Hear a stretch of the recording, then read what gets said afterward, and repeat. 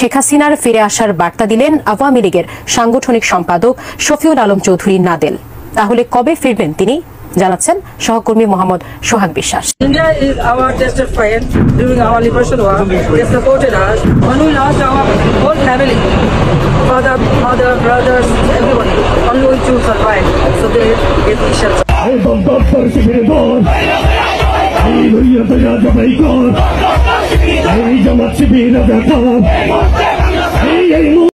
আসসালামু আলাইকুম প্রিয় দর্শক, আপনাদের মাঝে খুবই একটি গুরুত্বপূর্ণ ভিডিও নিয়ে হাজির হয়েছি। সকল দর্শককে অনুরোধ থাকবে এই ভিডিও দেখার জন্য। এরকম আরও নতুন নতুন ভিডিও পেতে চাইলে আমাদের চ্যানেলটিকে সাবস্ক্রাইব করে আমাদের চ্যানেলের পাশে থাকবেন। দর্শক, আমরা কথা বাড়াবো না, মূল ভিডিওটি আপনাদের সামনে তুলে দেবো। সকলকে অনুরোধ থাকবে ভিডিওটি দেখার জন্য।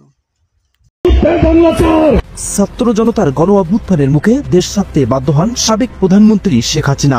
নিজের আবাসস্থান হিসেবে বিশ্বস্ত জায়গা করে নিয়েছেন ভারতের দিল্লিতে। তবে দীর্ঘ 7 মাস অতিক্রমের পর দেশের মানুষ লুটপাট, রাহাজানি, সন্ত্রাসী, ডাকাতি ও ধর্ষণের মতো নিপীড়নের শিকার হয়ে সাবেক ওই প্রধানমন্ত্রী শেখ হাসিনাকে দেশে আসার আহ্বান জানিয়েছেন। সে বালানা হ্যাঁ, সুর হ্যাঁ, দুর্নীতি হ্যাঁ, বালানা হ্যাঁ, অনেক কিছু হ্যাঁ বালানা। তারপর এখন যে চলতেছে, এখন কি চলতেছে? এখন যে ওপেন চলতেছে। এখন কারা শাসন করে? এখন কে আসে? কেউ আয়ে প্রতিবাদ করার লেগে? কেউ না।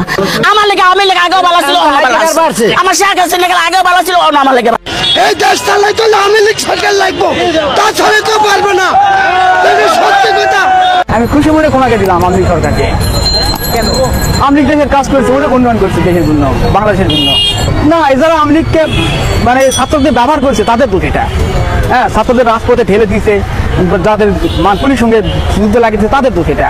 আওয়ামী লীগের এখানে দোষ নয়। আওয়ামী লীগ বলেছে তো আমরা গণভবন আমাদের খোলা আছে, চলে আসুন। এটা করেছে হলো মানে বড় বড় নেতারা, এটা মানে ছাত্রদের রাজপথে ঠেলে দিয়েছে, তারা দোষ। তাদের ধরে আনে আদালতের মাধ্যমে নিয়ে আলে তাদের বিচার হবে।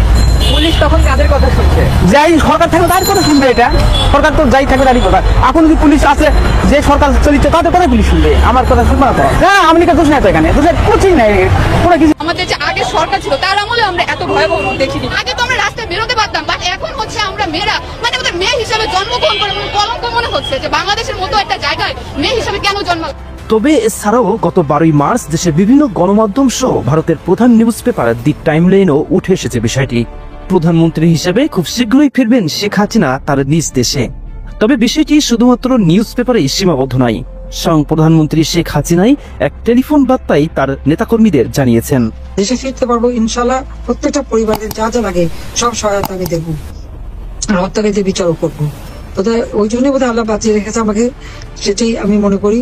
কাজে আমি এটুকু তাদেরকে কথা দিতে পারি যে এই ধরনের অপরাধে যারা জড়িত, ষড়যন্ত্রের সাথে জড়িত, এবং এখন পর্যন্ত দেশকে যারা জঙ্গির দেশে পরিণত করে একের পর এক মানবাধিকার লঙ্ঘন করে যাচ্ছে, তাদের বিচার বাংলা মাটিতে হবে। এদিকে যে ছাত্র জনতাই অন্তর্বর্তীকালীন সরকার গঠন করেছে, উক্ত ছাত্র জনতাই আবার নতুন রূপে রাজপথে ফিরেছেন। বিপ্লবের স্বাদ যে এমন মিঠা অর্থাৎ মিষ্টি হবে, আগে যদি জানতাম কখনোই এই বিপ্লবে অংশগ্রহণ করতাম না।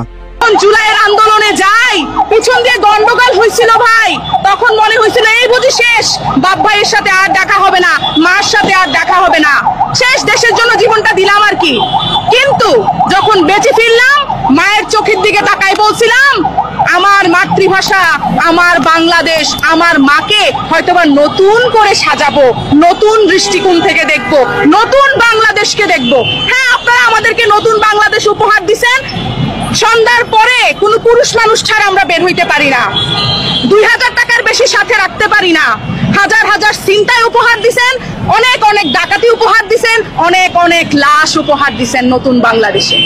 এটা যদি জুলাই মাসে জানতাম, আমি অন্তত এই স্বাধীনতা, এই যে নির্বাচন দাঁড়ানোর জন্য কি তাহলে আমাদের ব্যবহার করলো, আমাদেরকে যে আন্দোলন করালো, কেন করালো?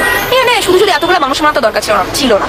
এই যে রাস্তায় এতগুলা মানে লাশ পড়লো, শুধু শুধু হুদাই পড়লো। তো আপনারা নির্বাচন করবেন, আপনারা স্টুডেন্ট, আপনাদের এখনো নির্বাচন দেখলাম যে অমুক সংসদ অমুক আসন থেকে দাঁড়াচ্ছে, ওইটা অমুকজন অমুক আসন থেকে দাঁড়াচ্ছে। এটা কেন?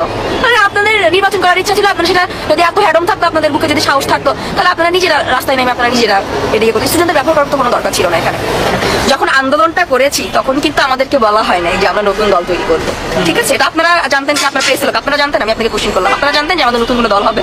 এটা আমরা জানতাম না। যখন আমরা আন্দোলন করেছি তখন আমার মনে হয়েছে যে আমরা যে আন্দোলনটা করছি এটা হচ্ছে আমাদের মানে আমাদের কিছু কিছু দাবি আছে যেটা আমাদের পূরণ করতে হবে, এই জন্য আমরা আন্দোলন করছি। এই জন্য অধিকাংশ কেউই জানতো না। আমার ছোট 4 বছরের ভাই বোনেরা আন্দোলনে গেছে, ছোট পিচ্চি বাবা মারা গেছে, ঠিক আছে? এরা কি জানতো যে আমাদের নতুন দল হবে? আমরা তো জানতাম না যে আমাদের নতুন দল হবে। এটা যদি তারা আমাদেরকে আগে বলতো যে আমরা আন্দোলনটাকে রাজনৈতিক পর্যায়ে দেখছি, আমরা কখনোই আন্দোলনে যেতাম না। এছাড়াও নারীর নিরাপত্তাহীনতায় ভুগছে, দুর্নীতি এখনো বেড়ে চলেছে, চুরি ডাকাতি থেমে নেই, তবু কেন সংস্কার নেই? কিভাবে রাজনৈতিকভাবে উপস্থাপন করতে হবে নিজেদেরকে, শুধু আছে সেই ব্যবস্থা, আছে সেই সংস্কার। তবে বিপ্লবী আন্দোলনে বলা হয়েছিল ছাত্রাঙ্গনে কোনো রাজনীতি থাকবে না। প্রিয় দর্শক, শেখ হাসিনার দেশে ফিরে আসা নিয়ে সামাজিক অঙ্গন সহ রাজনৈতিক অঙ্গনে যে আলোচনা সৃষ্টি হয়েছে